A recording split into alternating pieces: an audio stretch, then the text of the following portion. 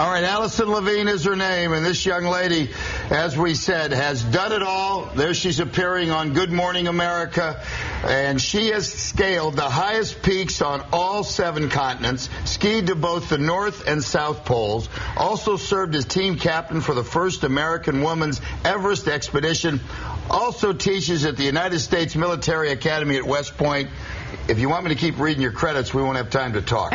Here she is, the great Alison. Yeah, you're a nice, pleasant look. If you walked in, I wouldn't think daredevil, crazy lady. What made you go this route?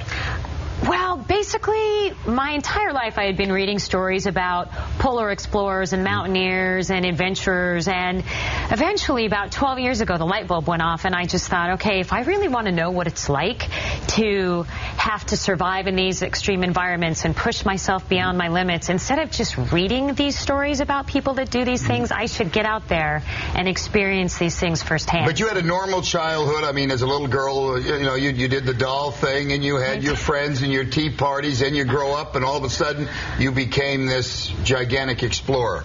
Yeah? I did. I did have what I call a fairly normal childhood. What's the first crazy thing you did?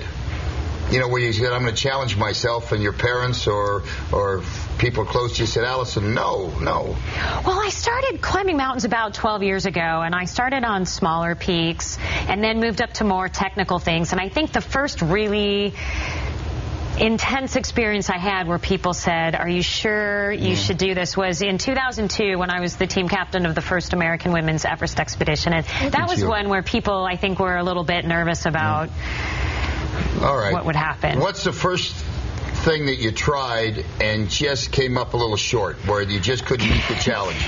Well, in 2002, when our team went to Mount Everest, we actually had to turn around 200 feet from the top in a storm after spending 2 months scaling that peak. And it's really hard to walk away from the deal when you're that close to the summit. And turning back and walking away, I think, is tougher than continuing on. I'm going to make you laugh here, but is it tough to find... Because I wouldn't want to, not that you care, but I wouldn't want to date someone braver than me or more athletically inclined. You know what I mean? When you meet a guy, hey, you want to climb Everest? And the guy said, no, I just want to go have a hot dog. You know what I mean?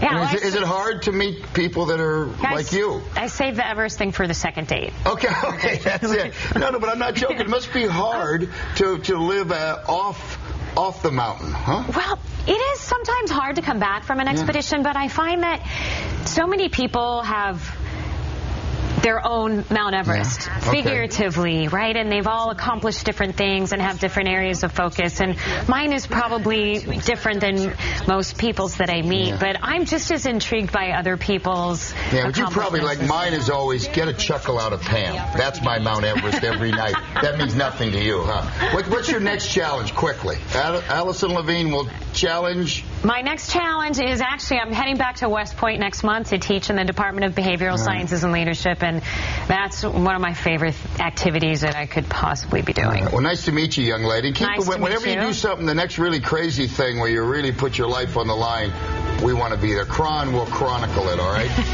All right? All right.